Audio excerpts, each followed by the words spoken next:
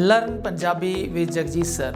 ਇਸ ਚੈਨਲ ਵਿੱਚ ਆਪ ਸਭ ਦਾ ਇੱਕ ਵਾਰ ਫੇਰ ਸਵਾਗਤ ਹੈ। ਇਸ ਤੋਂ ਪਹਿਲਾਂ ਵੀਡੀਓ ਆਪ ਜੀ ਦੇਖੋ, ਮੈਂ ਆਪ ਨੂੰ ਬੇਨਤੀ ਕਰਦਾ ਹਾਂ ਕਿ ਨਵੀਆਂ ਵੀਡੀਓ ਸਮੇਂ ਸਿਰ ਪ੍ਰਾਪਤ ਕਰਨ ਲਈ ਸਾਡੇ ਚੈਨਲ ਨੂੰ ਸਬਸਕ੍ਰਾਈਬ ਕਰੋ, ਨਾਲ ਹੀ ਬੈਲ ਆਈਕਨ ਦੇ ਬਟਨ ਨੂੰ ਦਬਾਓ।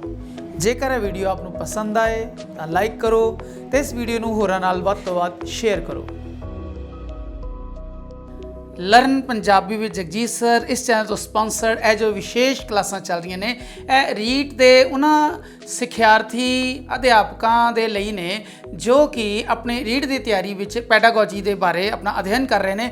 ਪੈਡਾਗੋਜੀ ਵਿੱਚ ਅੱਜ ਜੋ ਸਾਡਾ ਵਿਸ਼ਾ ਹੈ, ਜੋ ਸਾਡਾ ਟੌਪਿਕ ਹੈ, ਉਹ ਹੈ ਪੰਜਾਬੀ ਭਾਸ਼ਾ ਸਿੱਖਿਆ ਨਾਲ ਸੰਬੰਧਿਤ ਚੁਣੌਤੀਆਂ, ਕਠਿਨਾਈਆਂ ਤੇ ਉਹਦੇ ਉਪਾਅ। ਇਸ ਦੇ ਆਸ-ਪਾਸ ਜਿਹੜਾ ਸਾਡਾ ਅੱਜ ਦਾ ਲੈਕਚਰ ਹੋਏਗਾ। ਅਸੀਂ ਆਪਣੀ ਜਮਾਤ ਵਿੱਚ ਪੰਜਾਬੀ ਪੜ੍ਹਾਉਣੀ ਹੈ ਔਰ ਪੰਜਾਬੀ ਪੜ੍ਹਾਉਣ ਤੋਂ ਪਹਿਲੇ ਇਹ ਜਾਣਨਾ ਜ਼ਰੂਰੀ ਹੈ ਕਿ ਮੇਰੇ ਬੱਚਿਆਂ ਨੂੰ ਪੰਜਾਬੀ ਪੜ੍ਹਾਉਣ ਦੀ ਲੋੜ ਕਿਉਂ ਹੈ, ਪੰਜਾਬੀ ਸਿੱਖਣ ਜਾਂ ਪੰਜਾਬੀ ਅਧਿਆਪਨ ਮੇਰੀ ਜਮਾਤ ਦੇ ਬੱਚਿਆਂ ਨੂੰ ਕਿਉਂ ਜ਼ਰੂਰੀ ਹੈ। ਇਸ ਦੇ ਆਧਾਰ 'ਤੇ ਜਦੋਂ ਅਸੀਂ ਕਰਦੇ ਹਾਂ ਗੱਲ, ਤਾਂ ਸਾਨੂੰ ਪਤਾ ਲੱਗਦਾ ਹੈ ਕਿ ਜੋ ਪੰਜਾਬੀ ਭਾਸ਼ਾ ਹੈ ਉਹ ਬੜੀ ਅਮੀਰ ਤੇ ਬੜੀ ਪ੍ਰਾਚੀਨ ਭਾਸ਼ਾ ਹੈ। ਉੱਤਰੀ ਭਾਰਤ ਵਿੱਚ ਇਸ ਨੇ ਜਨਮ ਲਿਆ। ਇਸ ਦੀ ਯਾਤਰਾ ਕਿਸ ਤਰ੍ਹਾਂ ਹੋਈ, ਇਸ ਦਾ ਕਿਸ ਤਰ੍ਹਾਂ ਵਿਚਾਰ ਵਿਕਾਸ ਹੋਇਆ, ਇਸ ਬਾਰੇ ਇੱਕ ਹੋਰ ਵੀਡੀਓ ਜਿਹੜੀ ਬਣੇ ਉਸ ਵਿੱਚ ਜ਼ਿਕਰ ਕਰਾਂਗੇ। ਪਰੰਤੂ ਇਹ ਜਾਣ ਲੈਣਾ ਜ਼ਰੂਰੀ ਹੈ, ਪੰਜਾਬੀ ਕੋਈ ਗੁਰੂ ਨਾਨਕ ਦੇਵ ਜੀ ਦੇ ਆਗਮਨ ਯਾਨੀ 550 ਸਾਲ ਪਹਿਲਾਂ ਜਨਮੀ ਭਾਸ਼ਾ ਨਹੀਂ ਹੈ, ਪਰੰਤੂ ਹਜ਼ਾਰਾਂ ਸਾਲ ਪਹਿਲੇ ਜਿਹੜੀਆਂ ਸੰਸਕ੍ਰਿਤ ਤੋਂ ਪੈਦਾ ਹੋਈਆਂ ਅਪਭ੍ਰੰਸ਼ ਤੇ ਹੋਰ ਭਾਸ਼ਾਵਾਂ ਸੀ, ਉਹਨਾਂ ਦੇ ਕ੍ਰਮਬੱਧ ਨਿਰੰਤਰ ਵਿਕਾਸ ਦੇ ਵਿੱਚ ਇਹ ਹੋਂਦ ਵਿੱਚ ਆਈ ਹੈ ਔਰ ਸਿੱਖ ਗੁਰੂਆਂ ਨੇ ਇਸ ਨੂੰ ਅਪਣਾ ਕੇ ਇਸ ਨੂੰ ਸਦਾ ਲਈ ਜੀਵਿਤ ਕਰ ਦਿੱਤਾ, ਸਦਾ ਲਈ ਪ੍ਰੀਜ਼ਰਵ ਕਰ ਦਿੱਤਾ। ਧੰਨ ਗੁਰੂ ਗ੍ਰੰਥ ਸਾਹਿਬ ਦੇ ਅੰਦਰ ਉਸ ਦੀ ਲਿਪੀ ਦੇ ਤੌਰ ਤੇ ਅਪਣਾ ਕੇ ਭਾਸ਼ਾਵਾਂ ਉਸ ਵਿੱਚ ਬਹੁਤ ਸਾਰੀਆਂ ਨੇ।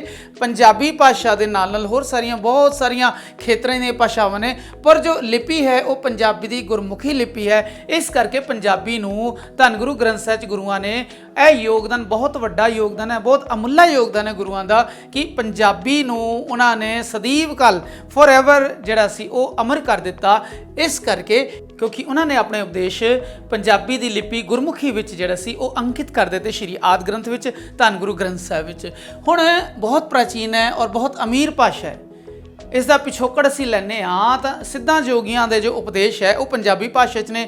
ਔਰ 12ਵੀਂ ਸਦੀ ਵਿੱਚ ਬਾਬਾ ਫਰੀਦ ਜੀ ਜਦੋਂ ਆਏ ਤਾਂ ਜਿਹੜੀ ਉਹਨਾਂ ਦੀ ਸਮੂਚੀ ਰਚਨਾ ਹੈ, ਉਸ ਦਾ ਜੋ ਸਾਰਾ ਸੰਸਾਰ, ਜੋ ਪੈਰਾਡਾਈਮ ਸ਼ਬਦ ਸੰਸਾਰ ਹੈ, ਜੋ ਵੀ ਸ਼ਬਦਾਵਲੀਆਂ ਨੇ ਉਹ ਸਾਰੀਆਂ ਹੀ ਪੰਜਾਬ ਦੇ ਨਾਲ ਨੇ। ਜੋ ਭਾਸ਼ਾ ਹੈ ਉਹ ਵੀ ਪੰਜਾਬ ਦੇ ਜਿਹੜੀ ਹੈ ਪੂਰੀ ਇੱਕਦਮ ਸ਼ੁੱਧ ਤੌਰ 'ਤੇ ਪੰਜਾਬੀ ਉਹਨਾਂ ਦੀ ਉਪਦੇਸ਼ਾਂ ਵਿੱਚ, ਉਹਨਾਂ ਦੇ ਸਲੋਕਾਂ ਵਿੱਚ, ਸ਼ਬਦਾਂ ਵਿੱਚ ਹੈ। ਔਰ ਇੰਨੀ ਖੂਬਸੂਰਤ ਹੈ ਕਿ ਧੰਨ ਗੁਰੂ ਅਰਜਨ ਦੇਵ ਜੀ ਨੇ ਜਦੋਂ ਧੰਨ ਗੁਰੂ ਗ੍ਰੰਥ ਸਾਹਿਬ ਦੀ ਸੰਪਾਦਨਾ ਕੀਤੀ ਤਾਂ ਉਹਨਾਂ ਨੇ ਇਸ ਵਿੱਚ ਬਾਬਾ ਫਰੀਦ ਜੀ ਦੇ ਉਹ ਮਿੱਠੇ 112 ਸਲੋਕ ਤੇ 4 ਸ਼ਬਦ ਗੁਰੂ ਗ੍ਰੰਥ ਸਾਹਿਬ ਵਿੱਚ ਅੰਕਿਤ ਕੀਤੇ। ਇਸ ਕਰਕੇ ਕਿਉਂਕਿ ਇਹ ਬਹੁਤ ਪ੍ਰਾਚੀਨ ਤੇ ਅਮੀਰ ਭਾਸ਼ਾ ਪੰਜਾਬੀ ਭਾਸ਼ਾ ਹੈ। ਇਸ ਦਾ ਜੋ ਜਨਮ ਭੂਮੀ ਹੈ ਉਹ ਉੱਤਰ ਭਾਰਤ ਹੈ। ਉੱਤਰ ਭਾਰਤ ਜਿੱਥੇ ਕਿ ਅੱਜ ਕੱਲ੍ਹ ਪੰਜਾਬ ਹੈ, ਨਾਰਥ ਇੰਡੀਆ। ਅਤੇ ਹੁਣ ਜੋ ਪੰਜਾਬੀ ਦੇ ਜੋ ਖੇਤਰ ਨੇ ਉਹ ਦੋ ਹਿੱਸਿਆਂ 'ਚ ਵੰਡੇ ਨੇ। ਇੱਕ ਤਾਂ ਪੰਜਾਬ ਦਾ ਉਹ ਇਲਾਕਾ ਜੋ ਉੱਤਰ ਭਾਰਤ ਦਾ ਇਲਾਕਾ ਹੈ, ਜਿਸ ਵਿੱਚ ਅੱਜ ਦੇ ਸਮੇਂ ਪੰਜਾਬੀ ਦੀ ਬਹੁਤਾਇਤ ਬੋਲੀ ਜਾਂਦੀ ਹੈ। ਦੂਜਾ ਉਹ ਹਿੱਸਾ ਜੋ ਪਾਕਿਸਤਾਨ ਵਿੱਚ ਜਾ ਚੁੱਕਾ ਹੈ 1947 ਦੀ ਵੰਡ ਸਮੇਂ, ਉਸ ਹਿੱਸੇ ਵਿੱਚ ਪੰਜਾਬੀ ਭਾਸ਼ਾ ਬੋਲਣ ਵਾਲਾ ਦਾ ਬਹੁਤ ਜ਼ਿਆਦਾ ਗਿਣਤੀ ਵਿੱਚ ਉੱਥੇ ਉਪਸਥਿਤੀ ਹੈ ਜਾਂ ਉੱਥੇ ਹਾਜ਼ਰੀ ਹੈ। ਰੋਜ਼ਾਨਾ ਕਰੋੜਾਂ ਲੋਕ ਆਪਣੀ ਰੋਜ਼ਾਨਾ ਬੋਲੀ ਲਈ, ਆਪਣੇ ਵਪਾਰ ਲਈ, ਆਪਣੇ ਬਿਜ਼ਨਸ ਲਈ ਪੰਜਾਬੀ ਨੂੰ ਇੱਕ ਸਫਲ ਬੋਲੀ ਦੇ ਆਧਾਰ 'ਤੇ ਇਸਤੇਮਾਲ ਕਰਦੇ ਨੇ। ਇਸ ਦਾ ਮਤਲਬ ਇਸ ਦਾ ਜੋ ਖੇਤਰ ਹੈ ਨਾ, ਉਹ ਆਮ ਮਾਤ ਭਾਸ਼ਾ ਦੇ ਵਿਚਾਰਾਂ ਦੇ ਆਦਾਨ ਪ੍ਰਦਾਨ ਤੋਂ ਲੈ ਕੇ ਇੱਕ ਵਾਣਿਜਿਕ ਭਾਸ਼ਾ ਯਾਨੀ ਇੱਕ ਬਿਜ਼ਨਸ ਦੀ ਭਾਸ਼ਾ ਜਾਂ ਇੱਕ ਵਪਾਰ ਦੀ ਭਾਸ਼ਾ ਬਣ ਚੁੱਕੀ ਹੈ, ਜੋ ਕਿ ਸਫਲ ਵਪਾਰੀ ਇਸ ਨੂੰ ਅਪਣਾਉਂਦੇ ਨੇ। ਉਸ ਤੋਂ ਬਾਅਦ ਅਸੀਂ ਗੱਲ ਕਰਦੇ ਹਾਂ ਵੀ ਜਦੋਂ 1947 ਵਿੱਚ ਦੇਸ਼ ਆਜ਼ਾਦ ਹੋਇਆ ਤੇ ਭਾਰਤ ਸਰਕਾਰ ਨੇ ਇੱਕ ਭਾਸ਼ਾ ਕਮਿਸ਼ਨ ਬਿਠਾਇਆ 1948 ਦਾ। ਅਲੱਗ-ਅਲੱਗ ਭਾਸ਼ਾਵਾਂ ਦੇ ਅਧਿਐਨ, ਉਹਨਾਂ ਨੂੰ ਬੋਲਣ ਵਾਲੇ, ਉਹਨਾਂ ਦਾ ਖਿੱਤਾ ਯਾਨੀ ਉਹਨਾਂ ਦਾ ਰੀਜਨ, ਉਹਨਾਂ ਦਾ ਇਲਾਕਾ, ਇਹ ਸਾਰੀਆਂ ਗੱਲਾਂ ਦਾ ਉਹਨਾਂ ਨੇ ਅਧਿਐਨ ਕੀਤਾ ਔਰ ਆਪਣੀ ਰਿਪੋਰਟ ਵਿੱਚ ਉਹਨਾਂ ਨੇ ਇਹ ਸਾਬਿਤ ਕੀਤਾ ਕਿ ਬਹੁਤ ਸਾਰੀਆਂ ਭਾਸ਼ਾਵਾਂ ਤਾਂ ਹਨ, ਮੌਖਿਕ ਭਾਸ਼ਾ ਵੀ ਹਨ, ਇੱਦਾਂ ਵੀ ਭਾਸ਼ਾਵਾਂ ਹਨ ਜਿਨ੍ਹਾਂ ਦਾ ਆਪਣੀ ਲਿਪੀ ਵੀ ਹੈ, ਆਪਣਾ ਇਤਿਹਾਸ ਹੈ। ਪਰੰਤੂ ਜੋ 14 ਮੁੱਖ ਭਾਸ਼ਾਵਾਂ ਸਨ, ਉਹਨਾਂ ਵਿੱਚ ਪੰਜਾਬੀ ਨੂੰ ਮੁੱਖ ਭਾਸ਼ਾ ਦੇ ਤੌਰ ਤੇ ਹਿੰਦੀ ਦੇ ਨਾਲ ਇਸ ਨੂੰ ਜਿਹੜਾ ਉਹ ਲਿਆ ਗਿਆ ਸੀ। ਇਸ ਦਾ ਮਤਲਬ ਪੰਜਾਬੀ ਭਾਸ਼ਾ ਦੇਸ਼ ਦੀਆਂ 14 ਮੁੱਖ ਭਾਸ਼ਾਵਾਂ ਵਿੱਚੋਂ ਇੱਕ ਭਾਸ਼ਾ ਹੈ। ਜਦੋਂ ਅਸੀਂ ਦਿੱਲੀ ਦੀ ਗੱਲ ਕਰਦੇ ਹਾਂ, ਦਿੱਲੀ ਵਿੱਚ ਇਹ ਦੂਜੀ ਭਾਸ਼ਾ, ਪੰਜਾਬ ਵਿੱਚ ਤਾਂ ਪਹਿਲੀ ਭਾਸ਼ਾ ਹੈ। ਇਸ ਦੇ ਨਾਲ ਪ੍ਰਦੇਸ਼ਾਂ ਦੀ ਗੱਲ ਕਰਦੇ ਹਾਂ ਤਾਂ ਪ੍ਰਦੇਸ਼ਾਂ ਵਿੱਚ ਵੀ ਕੈਨੇਡਾ ਵਰਗੇ ਦੇਸ਼ਾਂ ਵਿੱਚ ਇਹ ਦੂਜੀ ਰਾਜ ਭਾਸ਼ਾ ਹੋਣ ਦਾ ਮਾਣ ਇਸ ਨੂੰ ਪ੍ਰਾਪਤ ਹੈ। ਇਸ ਦੀ ਗੱਲ ਅਸੀਂ ਨਾਲ ਕਰਾਂਗੇ। 14 ਮੁੱਖ ਭਾਸ਼ਾਵਾਂ ਵਿੱਚ ਭਾਸ਼ਾ ਕਮਿਸ਼ਨ ਨੇ ਦੱਸਿਆ ਇਹ ਪੰਜਾਬੀ ਦਾ ਸ਼ੁਮਾਰ ਹੈ, ਇਸ ਨੂੰ ਸੰਮਿਲਿਤ ਕੀਤਾ ਗਿਆ ਹੈ। ਜਦੋਂ ਦੇਸ਼ ਵੰਡ ਹੋਈ 1947 ਵਿੱਚ ਤਾਂ ਪੰਜਾਬੀ ਬੋਲਦੇ ਬਹੁਤ ਸਾਰੇ ਇਲਾਕੇ ਔਰ ਪੰਜਾਬੀ ਬੋਲਦੇ ਬਹੁਤ ਸਾਰੇ ਲੋਕ ਇਸ ਦੇਸ਼ ਨੂੰ ਛੱਡ ਕੇ ਨਵਾਂ ਦੇਸ਼ ਜੋ ਬਣਾ ਸੀ ਪਾਕਿਸਤਾਨ ਦਾ ਨਾਂ, ਉਸ ਵਿੱਚ ਡਿਵਾਈਡ, ਉਸ ਵਿੱਚ ਬਟਵਾਰਾ ਹੋ ਗਿਆ ਤੇ ਸਾਡੇ ਕੋਲ ਜੋ ਲਹਿੰਦੀ ਭਾਸ਼ਾ ਪੰਜਾਬ ਦੀ, ਜੋ ਗੁਰੂ ਗ੍ਰੰਥ ਸਾਹਿਬ ਵਿੱਚ ਬਹੁਤ ਸਾਰੀ ਭਾਸ਼ਾ ਲਹਿੰਦੀ ਭਾਸ਼ਾ ਦਾ ਪ੍ਰਯੋਗ ਹੈ ਔਰ ਜੋ ਪੋਠੋਹਾਰੀ ਬਾਹਰ ਦੇ ਇਲਾਕੇ ਦੀ ਉਤਲੀ ਭਾਸ਼ਾ ਸੀ। ਇਹ ਜੋ ਦੋ ਭਾਸ਼ਾਵਾਂ ਉਪ ਭਾਸ਼ਾਵਾਂ ਪੰਜਾਬੀ ਦੀਆਂ ਸੀ, ਦੇਸ਼ ਵੰਡ ਤੋਂ ਬਾਅਦ ਇਹ ਪਾਕਿਸਤਾਨ ਦੇ ਇਲਾਕੇ ਵਿੱਚ ਰਹਿ ਗਈਆਂ ਔਰ ਇਹਨਾਂ ਤੋਂ ਜੋ ਇਹ ਵਾਲਾ ਭਾਗ ਹੈ ਯਾਨੀ ਜੋ ਸਾਡਾ ਪੂਰਬੀ ਪੰਜਾਬ ਹੈ, ਇਸ ਤੋਂ ਵਿਰਵਾ ਰਹਿ ਗਿਆ, ਇਸ ਤੋਂ ਸਖਣਾ ਰਹਿ ਗਿਆ। ਹਾਲਾਂਕਿ ਬਹੁਤ ਸਾਰੇ ਲੋਕ ਅਜੇ ਵੀ ਲਹਿੰਦੀ ਤੇ ਪੋਠੋਹਾਰੀ, ਪਰ ਉਹਨਾਂ ਦੀ ਗਿਣਤੀ ਬਹੁਤ ਥੋੜੀ ਹੈ। ਇਸ ਕਰਕੇ ਪੰਜਾਬੀ ਭਾਸ਼ਾ ਔਰ ਪੰਜਾਬ ਨੂੰ 1947 ਦੀ ਦੇਸ਼ ਵੰਡ ਤੋਂ ਬਹੁਤ ਜ਼ਿਆਦਾ ਨੁਕਸਾਨ ਹੋਇਆ। ਪਰੰਤੂ ਇਹ ਜੋ ਨੁਕਸਾਨ ਸੀ ਪੰਜਾਬ ਨੂੰ ਫਿਰ ਦੁਬਾਰਾ ਹੋਇਆ ਜਦੋਂ ਕਿ ਰਾਜਨੀਤਿਕ ਕਾਰਨਾਂ ਕਰਕੇ, ਰਾਜਨੀਤਿਕ ਸਵਾਰਥਾਂ ਕਰਕੇ 1966 ਵਿੱਚ ਜੋ ਪੰਜਾਬ ਦੇ ਹੋਰ ਦੋ ਟੁਕੜੇ ਕਰ ਦਿੱਤੇ ਗਏ। ਇੱਕ ਪੰਜਾਬ ਹੋ ਗਿਆ, ਇੱਕ ਹਰਿਆਣਾ ਬਣਾਤਾ, ਇੱਕ ਹਿਮਾਚਲ ਬਣਾਤਾ। ਜਦੋਂ ਹਰਿਆਣਾ ਤੇ ਹਿਮਾਚਲ ਬਣਾਇਆ, ਜੋ ਪਵਾਦੀ ਬੋਲੀ ਹੈ, ਪਵਾਂਦੀ ਬੋਲੀ ਜਿਸ ਨੂੰ ਕਿਹਾ ਜਾਂਦਾ ਹੈ, ਜੋ ਕਿ ਪੰਜਾਬ ਦੇ ਹਰਿਆਣਾ ਹਿੱਸੇ ਵਿੱਚ ਬੋਲੀ ਜਾਂਦੀ ਸੀ, ਕਾਫੀ ਸਾਰੇ ਪਵਾਂਦੀ ਪੰਜਾਬੀ ਬੋਲਦੇ ਹਿੱਸੇ ਹਰਿਆਣਾ ਨੂੰ ਦੇ ਦਿੱਤੇ ਗਏ ਔਰ ਜੋ ਹਿਮਾਚਲ ਸੀ ਉਸ ਵਿੱਚ ਡੋਗਰੀ ਜੋ ਪੰਜਾਬੀ ਦੀ ਉਪ ਭਾਸ਼ਾ ਹੈ ਉਸ ਦੇ ਕਾਫੀ ਜਿਹੜੇ ਲੋਕ ਸੀ ਔਰ ਬਹੁਤ ਸਾਰਾ ਇਲਾਕਾ ਜਿਹੜਾ ਸੀ ਉਹ ਪੰਜਾਬ ਉਸ ਵੰਡ ਦਾ ਸ਼ਿਕਾਰ ਹੋਇਆ। ਪਹਿਲਾਂ ਤਾਂ ਰਾਜਨੀਤਿਕ ਕਾਰਨਾਂ ਕਰਕੇ ਦੇਸ਼ ਦੀ ਵੰਡ ਹੋਈ ਤਾਂ ਉਸ ਵੰਡ ਦਾ ਸਭ ਤੋਂ ਵੱਡੀ ਮਾਰ ਜੋ ਸੀ ਪੰਜਾਬ ਨੂੰ ਪਈ। ਉਸ ਤੋਂ ਬਾਅਦ ਫਿਰ ਭਾਰਤ ਸਰਕਾਰ ਵੱਲੋਂ ਜਦੋਂ ਰਾਜਨੀਤਿਕ ਕਾਰਨਾਂ ਕਰਕੇ 1966 ਵਿੱਚ ਦੇਸ਼ ਦੀ ਪੰਜਾਬ ਦੇ ਖਿੱਤੇ ਦੀ, ਪੰਜਾਬ ਦੇ ਇਲਾਕੇ ਦੀ, ਰੀਜਨ ਦੀ ਦੁਬਾਰਾ ਵੰਡ ਕੀਤੀ, ਦੋ ਹਿੱਸੇ ਹੋਰ ਅਲੱਗ ਕਰਦੇ, ਪੰਜਾਬ ਬਹੁਤ ਛੋਟਾ ਜਿਹਾ ਰਹਿ ਗਿਆ। ਪਰੰਤੂ ਪੰਜਾਬੀ ਇੱਕ ਜਜ਼ਬਾਤੀ ਔਰ ਬਹੁਤ ਪ੍ਰਭਾਵਸ਼ਾਲੀ ਬੜੀ ਮਿੱਠੀ ਬੋਲੀ ਹੈ। ਇਸ ਕਰਕੇ ਛੋਟਾ ਪੰਜਾਬ ਰਹਿ ਜਾਣ ਦੇ ਬਾਵਜੂਦ ਜਦੋਂ ਕਹਿੰਦੇ ਹਨ ਨਾ ਵੀ ਵਸਦੇ ਰਹੋ ਔਰ ਉੱਜੜ ਜਾਓ, ਪੰਜਾਬੀ ਜਿੱਥੇ ਵੀ ਉੱਜੜ ਕੇ ਗਏ ਉੱਥੇ ਉਹਨਾਂ ਨੇ ਪੰਜਾਬੀਅਤ, ਉੱਥੇ ਉਹਨਾਂ ਪੰਜਾਬੀ ਸੱਭਿਆਚਾਰ, ਪੰਜਾਬੀ ਬੋਲੀ, ਪੰਜਾਬ ਦੇ ਜਿੰਨੇ ਵੀ ਸਰੋਕਾਰ, ਜਿੰਨੇ ਵੀ ਡਾਇਮੈਂਸ਼ਨ ਸੀ ਉਹਨਾਂ ਸਾਰਿਆਂ ਨੂੰ ਰੱਜ ਕੇ ਫੈਲਾਇਆ। ਕਿਉਂਕਿ ਪੰਜਾਬੀ ਲੋਕਾਂ ਦੇ ਅੰਦਰ ਪੰਜਾਬੀ ਭਾਵਨਾ ਜੋ ਹੈ ਉਹ ਕਦੇ ਗੁੱਝੀ ਨਹੀਂ ਰਹਿੰਦੀ ਤੇ ਉਹਨਾਂ ਨੇ ਆਪਣਾ ਜੋ ਪ੍ਰਭਾਵ ਸੀ ਸਾਰੀ ਜਗ੍ਹਾ, ਸਾਰੇ ਇਲਾਕਿਆਂ ਵਿੱਚ, ਸਾਰੇ ਦੇਸ਼ਾਂ ਦੇ ਔਰ ਪ੍ਰਦੇਸ਼ਾਂ ਦੇ ਲੋਕਾਂ ਦੇ ਵਿੱਚ, ਉਹਨਾਂ ਦੇ ਮਨਾਂ ਵਿੱਚ ਫੈਲਾਇਆ। ਇਸ ਕਰਕੇ ਜੋ ਪੰਜਾਬੀ ਹੈ ਇਹ ਸੀਮਾਵਾਂ ਦੇ ਬੰਧਨਾਂ ਤੋਂ ਸੁਤੰਤਰ ਹੈ। ਭਾਵੇਂ ਰਾਜਨੀਤਿਕ ਕਾਰਨਾਂ ਕਰਕੇ ਪੰਜਾਬ ਦੀ ਧਰਤੀ ਤੇ ਬੜੀਆਂ ਸਾਰੀਆਂ ਲਾਈਨਾਂ ਡਿਵੀਜ਼ਨ ਹੋਈਆਂ, ਪਰੰਤੂ ਇਹ ਜੋ ਭਾਸ਼ਾ ਹੈ ਕਦੀ ਇਲਾਕੇ ਨਾਲ ਬੱਝ ਕੇ ਨਹੀਂ ਰਹਿੰਦੇ। ਜਿੱਥੇ ਜਿੱਥੇ ਪੰਜਾਬੀ ਗਏ, ਵੰਡ ਕੇ ਗਏ, ਉੱਜੜ ਕੇ ਗਏ ਜਾਂ ਆਪਣੇ ਕਿਸੇ ਵੀ ਕਾਰੋਬਾਰ, ਬਿਜ਼ਨਸ ਲਈ ਗਏ, ਵਪਾਰ ਲਈ ਗਏ, ਉਹਨਾਂ ਨੇ ਇਸ ਬੰਧਨਾਂ ਤੋਂ ਮੁਕਤ ਪੰਜਾਬੀ ਨੂੰ ਉੱਥੇ ਜਾ ਕੇ ਵੀ ਫੈਲਾਇਆ। ਕਿਉਂਕਿ ਜੋ ਪੰਜਾਬੀ ਹੈ ਬੰਧਨਾਂ ਤੋਂ ਮੁਕਤ ਹੈ, ਇਸ ਕਰਕੇ ਪੰਜਾਬੀ ਅਹਿਮ ਹੈ ਔਰ ਪੰਜਾਬੀ ਦੀ ਭਾਸ਼ਾ ਦੀ ਸਿਖਲਾਈ ਵੀ ਬੜੀ ਅਹਿਮ ਹੈ। ਇਸ ਮੁੱਦੇ ਤੇ ਅਸੀਂ ਆਉਂਦੇ ਹਾਂ। ਪ੍ਰਦੇਸ਼ਾਂ ਵਿੱਚ ਸਭ ਤੋਂ ਸਫਲ ਜੋ ਪੰਜਾਬੀ ਲੋਕ, ਪ੍ਰਵਾਸੀ ਲੋਕ, ਪੰਜਾਬੀ ਪ੍ਰਵਾਸੀ ਲੋਕ ਜੋ ਸਫਲ ਲੋਕ ਨੇ, ਇਸ ਕਰਕੇ ਉਹਨਾਂ ਨੇ ਆਪਣੀ ਐਗਜ਼ਿਸਟੈਂਸ, ਆਪਣੀ ਮੌਜੂਦਗੀ ਪੰਜਾਬੀ ਰੂਪ ਵਿੱਚ ਹੀ ਉੱਥੇ ਦਿਖਾਈ ਹੈ। ਜਦੋਂ ਅਸੀਂ ਹੁਣ ਦੇ ਸਮੇਂ ਦੀ ਗੱਲ ਕਰਦੇ ਹਾਂ ਤਾਂ ਪੰਜਾਬੀ ਲੋਕਾਂ ਨੂੰ ਕੈਨੇਡਾ ਜਾਂ ਹੋਰ ਦੇਸ਼ਾਂ ਵਿੱਚ ਪ੍ਰਮੁੱਖ ਅਹੁਦਿਆਂ ਤੇ ਉਹਨਾਂ ਲੋਕਾਂ ਵੱਲੋਂ ਬੜੇ ਪਿਆਰ ਔਰ ਸਤਿਕਾਰ ਨਾਲ ਜਗ੍ਹਾ ਦਿੱਤੀ ਗਈ ਹੈ। ਇਹ ਜੋ ਸਾਰਾ ਮਾਣ ਹੈ ਪੰਜਾਬੀ ਲੋਕਾਂ ਨੂੰ ਪੰਜਾਬੀ ਭਾਸ਼ਾ ਕਰਕੇ ਮਿਲਿਆ ਹੈ, ਪੰਜਾਬੀ ਭਾਸ਼ਾ ਦੀ ਸਿਖਲਾਈ ਕਰਕੇ ਮਿਲਿਆ ਹੈ। ਇਸ ਕਰਕੇ ਸਾਡੇ ਲਈ ਆਪਣੇ ਬੱਚਿਆਂ ਨੂੰ ਪੰਜਾਬੀ ਭਾਸ਼ਾ ਦੀ ਸਿਖਲਾਈ ਦੇਣੀ ਬਹੁਤ ਅਹਿਮ ਹੈ, ਬਹੁਤ ਜ਼ਰੂਰੀ ਹੈ। ਇਸ ਚੀਜ਼ ਦਾ ਪ੍ਰੀਫੇਸ, ਇਸ ਦੀ ਜੋ ਸਾਰੀ ਇੰਟਰੋਡਕਸ਼ਨ ਸਾਡਾ ਹੁਣ ਮੁੱਦਾ ਹੈ, ਹੁਣ ਟੌਪਿਕ ਹੈ ਪੰਜਾਬੀ ਭਾਸ਼ਾ ਦੀ ਸਿਖਲਾਈ ਦੀ ਲੋੜ ਕਿਉਂ ਹੈ। ਇਸ ਦੇ ਨਾਲ ਅਸੀਂ ਗੱਲ ਕਰਨਾ ਚਾਹੁੰਦੇ ਹਾਂ ਵੀ ਪੰਜਾਬੀ ਦੀ ਭਾਸ਼ਾ ਦੀ ਸਿਖਲਾਈ ਬਹੁਤ ਮਹੱਤਵਪੂਰਨ ਹੈ ਕਿਉਂਕਿ ਪੰਜਾਬੀ ਭਾਸ਼ਾ ਮਾਤ ਭਾਸ਼ਾ ਹੁਣ ਇੱਕ ਕਾਰ ਵਿਹਾਰ ਦੀ ਭਾਸ਼ਾ ਬਣ ਗਈ ਹੈ।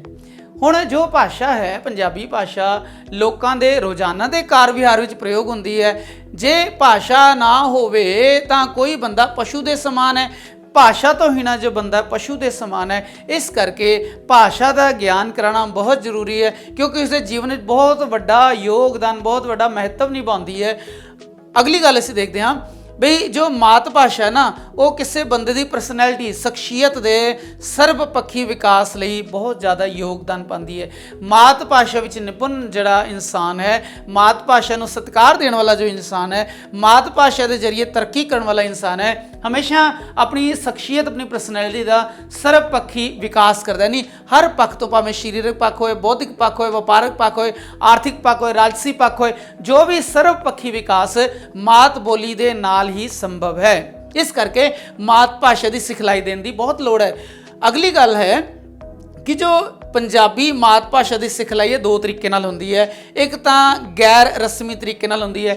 ਗੈਰ ਰਸਮੀ ਦਾ ਮਤਲਬ ਜਦੋਂ ਬੱਚਾ 5 ਸਾਲ ਦਾ ਹੈ, ਅੱਜ ਕੱਲ੍ਹ 3.5 4 ਸਾਲ ਜਦੋਂ ਸਕੂਲ 'ਚ ਜਾਂਦਾ, ਉਸ ਤੋਂ ਪਹਿਲੇ ਜਿਤਨੇ ਵੀ ਪ੍ਰਕਾਰ ਦੇ ਉਹ ਸ਼ਬਦ ਸਿੱਖਦਾ ਹੈ, ਸ਼ਬਦ ਭੰਡਾਰ ਆਪਣੇ ਮਨ ਵਿੱਚ ਬਣਾਉਂਦਾ ਹੈ, ਉਹ ਸਾਰੇ ਉਸ ਨੂੰ ਆਪਣੇ ਮਾਤਾ ਪਿਤਾ, ਆਪਣੇ ਬਜ਼ੁਰਗਾਂ, ਆਪਣੇ ਭੈਣ ਭਰਾਵਾਂ, ਆਪਣੇ ਗਲੀ ਮੁਹੱਲੇ ਤੋਂ ਮਿਲਦੇ ਨੇ। ਇਹ ਜੋ ਸਾਰੀ ਬਿਨਾਂ ਵਿਆਕਰਣ ਦੀ ਟ੍ਰੇਨਿੰਗ ਤੋਂ, ਬਿਨਾਂ ਵਿਆਕਰਣ ਦੀ ਸਿਖਲਾਈ ਤੋਂ ਜੋ ਵੀ ਉਸ ਨੂੰ ਭਾਸ਼ਾ ਦਾ ਬਹੁਤ ਵੱਡਾ ਗਿਆਨ, ਬਹੁਤ ਵੱਡਾ ਸੰਸਾਰ ਮਿਲਦਾ ਹੈ, ਉਹ ਸਾਰੀ ਗੈਰ ਰਸਮੀ ਭਾਸ਼ਾ ਦੀ ਸਿਖਲਾਈ ਹੈ, ਜੋ ਅੰਤਰਮਨ, ਜੋ ਅੰਦਰ ਖਾਤੇ ਅਨਕੌਂਸ਼ੀਅਸ ਦੀ ਟ੍ਰੇਨਿੰਗ ਜਿਹੜੀ ਹੈ ਉਹ ਚੱਲਦੀ ਰਹਿੰਦੀ ਹੈ। ਜਦੋਂ ਅਸੀਂ ਦੂਜੇ ਪ੍ਰਕਾਰ ਦੀ ਗੱਲ ਕਰਦੇ ਹਾਂ ਭਾਸ਼ਾ ਸਿਖਲਾਈ ਦੀ, ਤਾਂ ਉਹ ਰਸਮੀ ਹੈ। ਜਦੋਂ ਬੱਚਾ ਅੱਜ ਕੱਲ੍ਹ 3.5 ਸਾਲ 4 ਸਾਲ ਦਾ ਹੁੰਦਾ ਜਾਂ 5 ਸਾਲ ਦਾ ਹੁੰਦਾ ਹੈ, ਤੇ ਘਰ ਦੇ ਮਾਹੌਲ ਤੋਂ ਫਿਰ ਸਕੂਲ ਵੱਲ ਜਦੋਂ ਜਾਂਦਾ ਹੈ, ਤਾਂ ਫਿਰ ਰਸਮੀ ਪੜ੍ਹਾਈ ਕਰਾਈ ਜਾਂਦੀ ਹੈ। ਭਾਸ਼ਾ ਨੂੰ ਰਸਮੀ ਤੌਰ 'ਤੇ ਉਸ ਦੇ ਸਾਰੇ ਡਾਇਮੈਂਸ਼ਨ, ਸਾਰੇ ਪਾਸਾਰਾਂ ਦੇ ਤੌਰ ਤੇ ਪੜ੍ਹਾਇਆ ਜਾਂਦਾ ਹੈ। ਇਸ ਤਰ੍ਹਾਂ ਜੋ ਭਾਸ਼ਾ ਦਾ ਜੋ ਅਧਿਐਨ ਹੈ, ਜੋ ਭਾਸ਼ਾ ਦੀ ਸਿਖਲਾਈ ਹੈ, ਉਹ ਬੱਚੇ ਦੀ ਸ਼ਖਸੀਅਤ ਵਿੱਚ ਫਿਰ ਵਿਸ਼ੇਸ਼ ਨਿਖਾਰ ਲਿਆਂਦੀ ਹੈ। ਜਦੋਂ ਬੱਚਾ ਰਸਮੀ ਤੌਰ ਤੇ ਸਕੂਲਾਂ ਵਿੱਚ, ਅਸੀਂ ਗੱਲ ਕੀਤੀ ਆਗਮਨ ਨਿਗਮਨ ਤਰੀਕੇ ਨਾਲ ਜਦੋਂ ਉਹ ਭਾਸ਼ਾ ਨੂੰ ਸਿੱਖਦਾ ਹੈ, ਤਾਂ ਉਹ ਆਤਮ ਨਿਰਭਰ ਬਣਦਾ ਹੈ। ਆਪਣੇ ਵਿਚਾਰਾਂ ਨੂੰ ਵਿਅਕਤ ਕਰਨ ਲਈ, ਆਪਣੇ ਕਾਰੋਬਾਰਾਂ ਨੂੰ ਅੱਗੇ ਵਧਾਉਣ ਲਈ ਆਤਮ ਨਿਰਭਰ ਬਣਦਾ ਹੈ, ਔਰ ਇੱਕ ਸਮਾਜਿਕ ਸਫਲ ਪ੍ਰਾਣੀ ਬਣਦਾ ਹੈ। ਇਸ ਕਰਕੇ ਵੀ ਪੰਜਾਬੀ ਭਾਸ਼ਾ ਦੀ ਸਿਖਲਾਈ ਦੀ ਲੋੜ ਹੈ, ਕਿਉਂਕਿ ਮਾਤ ਭਾਸ਼ਾ ਦੀ ਸਿਖਲਾਈ ਲਈ ਇਹ ਸਰਬ ਪੱਖੀ ਵਿਕਾਸ ਦੇ ਜਿਹੜਾ ਉਹ ਮਹੱਤਵਪੂਰਨ ਯੋਗਦਾਨ ਨਿਭਾਉਂਦੀ ਹੈ। ਔਰ ਉਸ ਦੀ ਹਰ ਪ੍ਰਕਾਰ ਦੀ ਜੋ ਸਿਖਲਾਈ ਗੈਰ ਰਸਮੀ ਔਰ ਰਸਮੀ ਪੜ੍ਹਾਈ ਹੈ, ਉਸ ਨਾਲ ਉਸ ਦੀ ਸ਼ਖਸੀਅਤ ਵਿੱਚ ਨਿਖਾਰ ਆਉਂਦਾ ਹੈ, ਔਰ ਨਿਖਾਰ ਆਉਣ ਨਾਲ ਉਹ ਆਤਮ ਨਿਰਭਰ ਪ੍ਰਾਣੀ ਬਣਦਾ ਹੈ, ਉਹ ਇੱਕ ਸਫਲ ਸਮਾਜਿਕ ਪ੍ਰਾਣੀ ਬਣ ਜਾਂਦਾ ਹੈ। ਇਹ ਜੋ ਸਾਰਾ ਕਾਰਜ ਹੈ, ਇਹ ਉਸ ਦੀ ਜੋ ਮਾਤ ਭਾਸ਼ਾ ਹੈ ਉਹ ਕਰਦੀ। ਇਸ ਕਰਕੇ ਮਾਤ ਭਾਸ਼ਾ ਦੀ ਸਿਖਲਾਈ ਦੇਣੀ ਬਹੁਤ ਜ਼ਰੂਰੀ ਹੈ। ਇਸ ਨੂੰ ਹੋਰ ਅੱਗੇ ਚਲਾਉਂਦੇ ਹਾਂ ਕਿ ਮਾਤ ਭਾਸ਼ਾ ਦੀ ਸਿਖਲਾਈ ਦੇਣ ਦੀ ਲੋੜ, ਉਹਦੇ ਕੀ ਕੀ ਕਾਰਨ ਹੋ ਸਕਦੇ ਹੈ। ਇਹਨੂੰ ਬੜੇ ਸੰਖੇਪ 'ਚ ਕਰਾਂਗੇ ਆਪਾਂ। ਵੀ ਪਹਿਲੀ ਗੱਲ ਹੈ, ਗੱਲਬਾਤ ਤੇ ਵਿਚਾਰ ਵਟਾਂਦਰੇ ਦਾ ਸਰਬੋਤਮ ਸਾਧਨ ਹੈ। ਜੋ ਗੱਲਬਾਤ ਹੈ, ਜੋ ਮਾਤ ਭਾਸ਼ਾ ਹੈ, ਉਹ ਸਾਡੀ ਗੱਲਬਾਤ ਔਰ ਵਿਚਾਰਾਂ ਦੇ ਆਦਾਨ ਪ੍ਰਦਾਨ ਦਾ, ਵਿਚਾਰਾਂ ਦੇ ਵਟਾਂਦਰੇ ਦਾ ਇੱਕ ਸਭ ਤੋਂ ਚੰਗਾ ਸਾਧਨ ਹੈ। ਜੇਕਰ ਮੈਂ ਆਪਣੀ ਮਾਤ ਭਾਸ਼ਾ ਵਿੱਚ ਕੋਈ ਗੱਲ ਤੁਹਾਨੂੰ ਸਾਂਝੀ ਕਰਦਾ ਤਾਂ ਉਸ ਨੂੰ ਚੰਗੇ ਤਰੀਕੇ ਨਾਲ ਕਰ ਸਕਦਾ ਹਾਂ, ਪਰੰਤੂ ਜੇ ਮੈਂ ਹਿੰਦੀ ਜਾਂ ਅੰਗਰੇਜ਼ੀ 'ਚ ਉਸ ਨੂੰ ਬੋਲਾਂਗਾ ਤੇ ਮੇਰੇ ਮਨੋਂ ਉਹ ਅੰਤਰਮਨ ਤੋਂ ਜਿਹੜੀ ਉਹ ਭਾਵਨਾ, ਭਾਵੁਕਤਾ, ਉਹ ਜੋ ਪ੍ਰਭਾਵਸ਼ਾਲੀ ਪ੍ਰਭਾਵ ਹੈ ਉਹ ਨਹੀਂ ਫੁੱਟੇਗਾ। ਇਸ ਕਰਕੇ ਭਾਵੇਂ ਉਹ ਹਿੰਦੀ ਬੋਲਣ ਵਾਲੇ ਦੀ ਮਾਤ ਭਾਸ਼ਾ ਹੈ, ਭਾਵੇਂ ਉਹ ਸਾਊਥ ਇੰਡੀਅਨ ਹੈ, ਜਾਂ ਕਿਸੇ ਵੀ ਪ੍ਰਕਾਰ ਦੀ ਮਾਤ ਭਾਸ਼ਾ ਵਾਲਾ ਬੱਚਾ ਹੈ, ਜਦੋਂ ਉਹ ਆਪਣੀ ਮਾਤ ਭਾਸ਼ਾ ਵਿੱਚ ਵਿਚਾਰ ਵਟਾਂਦਰਾ ਕਿਸੇ ਆਪਣੇ ਹਾਣੀ ਨਾਲ ਕਰੇਗਾ, ਉਸ ਨੂੰ ਜਾਣਨ ਵਾਲੇ ਨਾਲ ਕਰੇਗਾ, ਤਾਂ ਉਸ ਦਾ ਸਰਬੋਤਮ ਸਾਧਨ ਬਣ ਜਾਂਦੀ ਹੈ ਆਪਣੇ ਵਿਚਾਰਾਂ ਦੇ ਵਟਾਂਦਰੇ ਦਾ ਆਦਾਨ ਪ੍ਰਦਾਨ ਦਾ। ਇਸ ਦਾ ਦੂਸਰਾ ਕਾਰਨ ਹੈ ਲੋੜ ਦਾ। ਮਾਤ ਭਾਸ਼ਾ ਦੀ ਸਿਖਲਾਈ ਕਿਉਂ ਲੋੜ ਹੈ ਪੰਜਾਬੀ ਮਾਤ ਭਾਸ਼ਾ ਦੀ, ਇਹ ਦੱਸਾਂਗੇ ਕਿ ਜੋ ਮਾਤ ਭਾਸ਼ਾ ਹੈ, ਇਸ ਦੇ ਨਾਲ ਜੋ ਬਾਕੀ ਭਾਸ਼ਾਵਾਂ ਨੇ ਉਸ ਦੀ ਸਿਖਲਾਈ ਦਾ ਆਧਾਰ ਬਣਦਾ ਹੈ, ਉਹ ਮਾਧਿਅਮ ਬਣਦਾ ਹੈ। ਜਿੱਦਾਂ ਮੈਂ ਪਿਛਲੀ ਵੀਡੀਓ 'ਚ ਗੱਲ ਕੀਤੀ ਸੀ ਕਿ ਮੈਂ ਆਪਣੇ ਬਚਪਨ 'ਚ ਸਿਰਫ ਪੰਜਾਬੀ ਸਿੱਖੀ, ਆਪਣੇ ਮਾਤਾ ਪਿਤਾ, ਆਪਣੇ ਪਰਿਵਾਰ, ਆਪਣੇ ਪੂਰੇ ਪਰਿਆਵਰਣ ਵਿੱਚੋਂ। ਜਦੋਂ ਮੈਂ ਹਿੰਦੀ ਸਿੱਖੀ ਤੇ ਹਿੰਦੀ ਤੋਂ ਬਾਅਦ ਅੰਗਰੇਜ਼ੀ ਸਿੱਖੀ, ਉਹ ਜਿਹੜਾ ਮੇਰਾ ਪੰਜਾਬੀ ਮਾਂ ਬੋਲੀ ਦਾ ਜੋ ਪਿਛਲਾ ਆਧਾਰ ਸੀ, ਉਹ ਮੇਰੇ ਅਗਲੀਆਂ ਬੋਲੀਆਂ ਸਿੱਖਣ ਦਾ ਜੋ ਮਾਧਿਅਮ ਬਣਿਆ, ਆਧਾਰ ਬਣਿਆ, ਤੇ ਮੈਂ ਸਫਲ ਭਾਸ਼ਾ ਦਾ ਅਧਿਆਪਕ ਬਣਨ ਦੇ ਕਾਬਿਲ ਇਸ ਮਾਂ ਬੋਲੀ ਕਰਕੇ ਹੋ ਸਕਿਆ। ਤੀਜਾ ਜੋ ਲੋੜ ਦਾ ਕਾਰਨ ਹੈ ਵੀ ਜੋ ਮਾਂ ਬੋਲੀ ਦੀ ਸਿੱਖਿਆ ਹੈ, ਜੇ ਮਾਂ ਬੋਲੀ ਦੀ ਸਿੱਖਿਆ ਦੇਵਾਂਗੇ ਤਾਂ ਜੋ ਸਾਡਾ ਆਪਣਾ ਪੰਜਾਬੀ ਸੱਭਿਆਚਾਰ, ਪੰਜਾਬੀ ਕਲਚਰ ਹੈ, ਇਸ ਦੀ ਰੱਖਿਆ ਹੋਏਗੀ ਸਿੱਧੇ ਔਰ ਅਸਿੱਧੇ ਤੌਰ ਤੇ।